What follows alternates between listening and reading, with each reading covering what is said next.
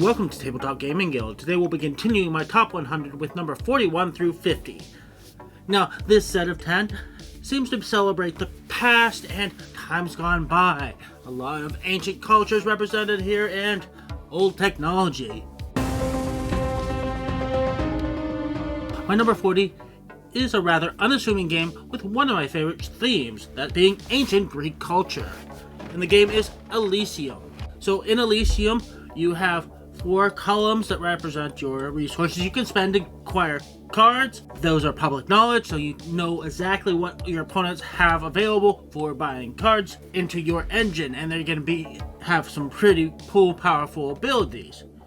But at the end of a round, you have to decide what you want to take and retire or have them pass into legend.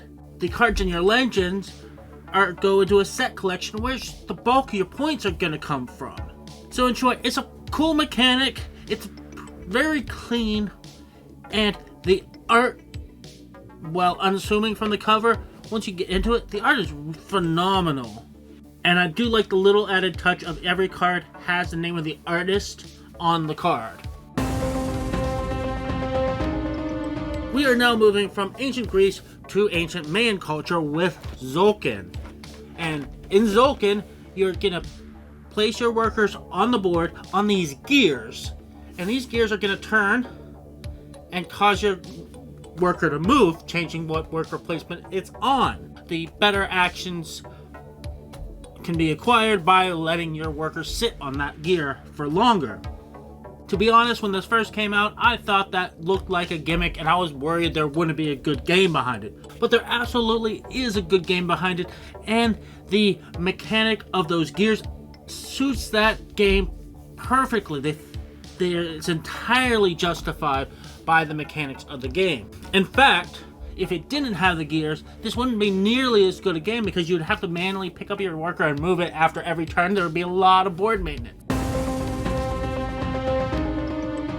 My number 48 is by a designer not particularly known for their art direction. In fact, I get the impression he intentionally forgoes art to make the mechanics the focus of the game. And the game of choice here is Innovation by Carl Chuddick. Now, if you look at the back, the cards are just bland colors and symbols. There's no artwork at all in this game.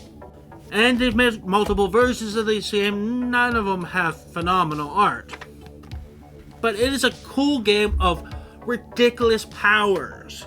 So you're going to be playing these cards, and the colors dictate which pile in front of you they're going to go on. And they're going to give you absurd powers that are going to seem ridiculously OP. But everybody else is going to have ridiculous powers, and you are going to be constantly getting new powers and replacing the old powers with even more ridiculous powers. So it sounds like it shouldn't work, but it is fun, it's fast, and you never know what's going to happen next in this game. My number 37 is a game so light and so simple, it surprised me how far up on my list it made it. But it's still a phenomenal game, and that's called No Thanks. Now, No Thanks is a super simple game of not wanting to take any cards if you can avoid it. So on your turn, you'll flip a card off the deck, look at the number on it, decide whether you want to bite the bullet and take that card, or you want to use one of your limited number of chits to put on that card. And then everybody else does the same thing until somebody eventually bites the bullet, takes that card, gets all the chits that have been put on that card, and then you continue on. Key thing of that is the number on the card is how many negative points on there. Every chit you have is positive points. So basically, cards are bad. But to modify that, if you got cards sequential, only the lowest number card in that sequence counts. That is the entire rule set of the game. Super easy, super simple. You can teach this in 30 seconds or less, and you can play it over and over again. The game only takes a few minutes to actually play. My number 36 is by my second favorite designer and my number 1 artist in board gaming community, and the game is Outbound by Ryan Lockett, who did both the game design and the art. So thematically, you are traveling from island to island, gathering resources, trading those resources, and exerting influence over those islands. This is definitely one of Ryan Lauka's lighter story games, but it's also a very solid worker placement with a good theme. It's unfortunately still relatively rare to see a game like this that combines Euro mechanics like worker placement with more Ameritrash themes. And I think this one does it really well. You have trading, you have combat, you can be a pirate or you can be a merchant. And it's done really well. My number 35 is my highest rated party game, a game that at one time was in my top 10, and I actually own 2 copies of. That is Boulder Dash. Now I have the original version, which has a lot of very interesting words in it, and this newer version that gives a whole bunch of extra categories. So the basic concept of Boulder Dash is pretty simple. You're given a term and you write down what you think that will mean. You then turn it into somebody who's written down the correct answer and mix that together with all of them, and then reads them all out, and everybody has to vote which one they think is the real answer. And sometimes the most ridiculous definition of all of them is the correct answer. For such a simple game that sounds like it wouldn't be that fun, I've never got through a game with this where we didn't eventually stop because people were laughing too hard to continue. My number 34 is all about building tracks and expanding your train routes and improving them to get lots and lots of points, and that is Russian Railroad. So, of all the railroad games, this is by far my favorite. This is not your typical railroad game of having a map and just building tracks on a map to try to get different locations. This is basically, no pun intended, a track game.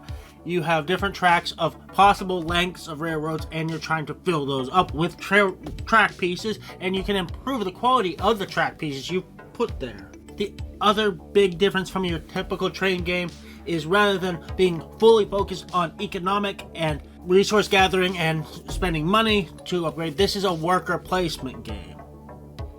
So it is very simple to learn. You just have to learn what the symbology means, and then you're ready to play. So if you want a train game that's less focused on economics and just making it a fun, relatively easy to learn game, this is a good choice for that. My number 33 takes the auction mechanics and set building and distills it to its core with Raw, which is a Rana Knizia title that is excellently designed. In Raw, you can either draw a tile and put it in the public auction or start the auction. You also only have 3 tokens that can be used for bidding. Once those biddings are spent, they go in the center and they actually become part of the next auction, so that in the next round when people bid, they're using what they won in auctions from the previous round. So just in that simple rule set, you have a lot of interesting elements. You have push your luck, you have closed economy bidding, where what you bid impacts how much you can bid in the future. But that's not the only twist this game has. If you wait too long to bid, there is a chance you may not get to bid, because if a certain number of these bad tiles come out, bidding ends for the entire round. So you may not have actually won anything if you're too cautious. So this is a big hit in that they managed to get so much fun out of such simple mechanics. But my number 32 is another worker placement game that has a unique twist on worker placements, and that's Raiders of the North Sea. Now in Raiders, you only have 1 worker. So on your turn, you get to place a worker and take the action for the worker you placed, and then pick up a worker to take the action for where you took that worker from. The cool thing about that is not all workers are equal. You have 3 different types of workers. Certain workers can only go to certain locations, and while the early locations are actually pretty good, those can be locked off from you if you don't have any way of getting back to those basic workers. And the theme's pretty cool too. It's all about raiding, as the name says, and you're going to be building up a crew, sending them out to raid for resources. You may end up losing some crew members, But you may do that intentionally because you can actually also get points for heroic ends to your crew members. This game also has several expansions that are supposed to be really good, but I haven't played them because I don't see the need, because this is a really well designed game. It's a lot of fun. I can't see any flaws or anywhere it needed improvement. Well, my 32 is pretty much a shoo-in for my list, and I don't see too many people arguing that it doesn't deserve that. My number 31 is a little bit more divisive because it is definitely group dependent, and that is Cosmic Encounters. Now, I've had so many games of this go so extraordinarily well and been incredibly fun.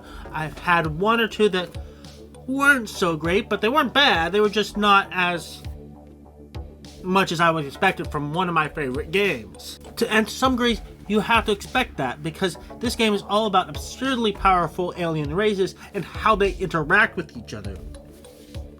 Because there are so many alien races that you can never run out of combinations.